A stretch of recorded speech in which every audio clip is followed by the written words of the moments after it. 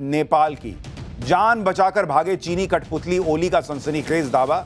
नेपाल में बवाल भारत ने करवाया क्या? सच क्या है इसका? आंदोलन नेपाल के जेनजी का, लेकिन आंदोलन में पैसा किसका लगा? पर्दे के पीछे का खिलाड़ी कौन है? नेपाल का अगला प्रधानमंत्री कौन? जेनजी और सेना के बीच भी अब बवाल होने वाला है क्या? नेपाल में तख्ता पलट करने वाला जेनजी अब यह तय नहीं कर पा रहा है कि नेपाल की सत्ता कौन संभालेगा, वहां नया प्रधानमंत्री कौन बनेगा, यह आज भी क्लियर नहीं हुआ। लेकिन जिस तरह से पूरे आंदोलन में हिंसा भड़की, उससे हमने पाठशाला में कह दिया था कि लगता है आंदोलन को किसी ने हाईजैक कर लिया है। आज यही बात जो हमने आपको पाठशाला में डे 1 कही थी, वही बात नेपाल में आंदोलन करने वाले जेनजी के लोग कह रहे हैं कि भाई हमारा आंदोलन हाईजैक हो गया।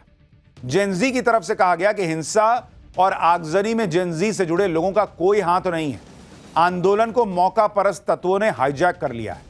और पूरे बवाल के बीच पीएम की कुर्सी छोड़कर जान बचाकर भागे केपी शर्मा ओली ने भी सनसनीखेज दावा कर दिया। उन्होंने इशारा कर दिया कि नेपाल में बवाल भारत ने करवाया। लेकिन इसका सच क्या है, आज आपको विस्तार से बताऊंगा। नेपाल में तख्ता पलट करने वाले जेनजी के पीछे कौन सी ताकत है? पर्दे के पीछे के खिलाड़ी कौन है? इसके अलावा नेपाल के नए पीएम को लेकर जेनजी और नेपाल आर्मी के बीच छिड़ते बवाल की भी बात हो। लेकिन पहले नेपाल में आज जो हुआ है उसकी भी झलक दी।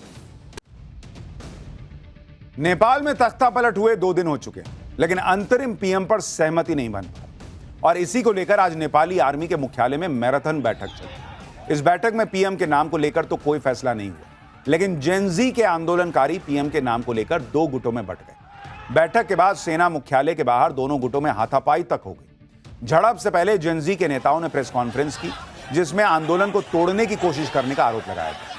जेनजी के नेताओं ने नेपाल की राजनीतिक पार्टियों पर आंदोलन में अपने एजेंट घुसाने का आरोप लगाया और आंदोलन पर उठ रहे सवालों की वजह से जेनजी के नेता रोते हुए भी नजर आए।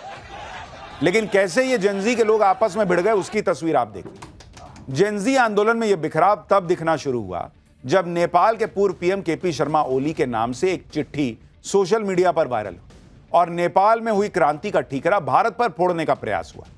चिट्ठी में लिखा गया कि डियर जेनजी, आज मैं शिवपुरी के इस एकांत सुरक्षा क्षेत्र में नेपाली सेना के सैनिकों से घिरा बैठा हूं और तुम्हें याद कर रहा हूं। सरकारी कार्यालयों में आगजनी और तोड़फोड़ अचानक नहीं हुई, आपके मासूम चेहरों का इस्तेमाल गुमराह करने के लिए किया जा रहा है। मैंने जिद की कि हमारे देश में व्यापार करने वाले सोशल नेटवर्क हमारे नियमों का सोशल नेटवर्किंग कंपनियां हमारे नियमों का पालन करें, रजिस्टर्ड हो। मैंने जिद की कि लिपुलेख, काला पानी और लिम्पियाधुरा हमारे हैं। मैंने जिद की कि जैसा कि शास्त्रों में कहा गया है, भगवान श्री राम का जन्म भारत में नहीं बल्कि नेपाल में हुआ था। अगर मैं अपनी इन जिदों से पीछे हट जाता तो मुझे कई और अवसर मिलते, बहुत कुछ मिलता। अगर मैंने लिम्पियाधुरा समेत नेपाल का नक्शा संयुक्त राष्ट्र को नहीं भेजा होता या दूसरों को अपनी मनमानी चलाने दी होती तो मेरी जिंदगी किसी और ही दिशा में जा रही होती। यानी इन्होंने इशारों में कह दिया कि मैं भारत के हिसाब से नहीं चला इसलिए ऐसा हो गया, मैंने प्रभु श्री राम की जन्मस्थली नेपाल में बता दी इसलिए ऐसा हो गया। अरे जाओ, यहां भारत अमेरिका से भिड़ा बैठा है, उसको यही काम बचा है कि वो नेपाल में जिससे भारत के इतने अच्छे संबंध हैं, रोटी बेटी का रिश्ता है, वहां आग लगा देगा भारत। और आपके अपने मैप में बोल देने से कि ये हमारा है वो हमारा है, उससे क्या हो जाता है? आपके बोल देने से वो भारत का हिस्सा आपका हो जाएगा क्या? हालांकि अब यह भी कहा जा रहा है कि नेपाल की सत्ता से बेदखल किए जा चुके केपी शर्मा ओली देश छोड़कर जा चुके हैं। उनकी सरकार पर जबरदस्त भ्रष्टाचार के आरोप लगे। ऐसे में सवाल उठ रहे हैं कि क्या केपी शर्मा ओली अपने खिलाफ भड़के गुस्से की लहर को भारत की तरफ मोड़ना चाहते हैं? क्योंकि इस वक्त जेनजी के लोग नेपाल का अंतरिम पीएम कौन होगा, इस सवाल का जवाब तलाशने में जुटे। हालांकि कल तक यह तय माना जा रहा था कि नेपाल के सुप्रीम कोर्ट की चीफ जस्टिस रह चुकी सुशीला कार्की नेपाल की अगली पीएम हो सकती है। लेकिन अब जेनजी आंदोलनकारियों का एक गुट उनके खिलाफ हो गया है। आज जब नेपाली आर्मी के मुख्यालय में सुशीला कार्की को अंतरिम पीएम बनाए जाने को लेकर मंथन चल रहा था, उसी वक्त आर्मी मुख्यालय के बाहर जेनजी के गुट ने प्रदर्शन शुरू कर दिया। इस बीच यह दावा भी किया जाने लगा कि खुद सुशीला कार्की ने ही पीएम बनने से मना कर दिया, इनकार कर दिया। इससे पहले जेनजी की पसंद और काठमांडू के युवा मेयर बालेन शाह भी पीएम बनने से इनकार कर चुके हैं। इसके बाद नेपाल के अंतरिम पीएम की रेस में एक नया नाम जुड़ा और यह नाम है कुलमान घिसिंग का, जो नेपाल इलेक्ट्रिसिटी अथॉरिटी के प्रमुख रह चुके हैं। कुलमान घिसिंग नेपाल का लाइट मैन उन्हें कहा जाता है। कुलमान घिसिंग ने भारत में जमशेदपुर से इलेक्ट्रिकल इंजीनियरिंग की पढ़ाई की है। 1994 में कुलमान घिसिंग NEA यानी नेपाल इलेक्ट्रिसिटी अथॉरिटी से जुड़े। उन्होंने घाटे में डूबी NEA को मुनाफे में पहुंचाया, बिजली चोरी रोकने के लिए कई बड़े फैसले लिए। नेपाल में मचे बवाल की इनसाइड स्टोरी के बारे में भी बात जरूरी है, जिसके बारे में आगे बताऊंगा। लेकिन पहले बात खुद को रॉ का पूर्व एजेंट बताने वाले लकी बिष्ट की, जिनकी बड़ी चर्चा और ये छीनने की खींच भारत पर उतार रहे हैं। ऐसे में नेपाल में भड़के जेनजी के आंदोलन की इनसाइड स्टोरी को भी समझना जरूरी है, जिसे देखते हुए 1 महीने पहले ही ओली सरकार के तख्तापलट की भविष्यवाणियां शुरू हो गई थी। दावा किया जा रहा है कि नेपाल में भड़के प्रदर्शनों के पीछे हामी नेपाल नाम के एक NGO की बड़ी भूमिका मानी जा रही है। इस NGO ने इंस्टाग्राम और डिस्कॉर्ड जैसे प्लेटफॉर्म्स का इस्तेमाल कर आंदोलन के लिए छात्रों को एकजुट किया। NGO ने अपने सोशल मीडिया हैंडल्स पर हाउ टू प्रोटेस्ट नाम से वीडियो भी अपलोड किए, जिसमें प्रदर्शन के लिए छात्रों को कॉलेज बैग, किताबें लाने और स्कूल यूनिफॉर्म पहनने की सलाह दी गई। प्रदर्शनकारियों के हाथों में NGO की तरफ से जारी यूथ अगेंस्ट करप्शन का बैनर भी नजर आया। काठमांडू प्रशासन के सूत्रों ने पहले भी बताया कि हामी नेपाल NGO ने काठमांडू में विरोध प्रदर्शन आयोजित करने की परमिशन ली थी। विरोध प्रदर्शन का कोऑर्डिनेशन करने वाले सोशल मीडिया ग्रुप्स की पड़ताल से पता चला कि आंदोलन KP शर्मा ओली सरकार के भ्रष्टाचार के खिलाफ बुलाया गया।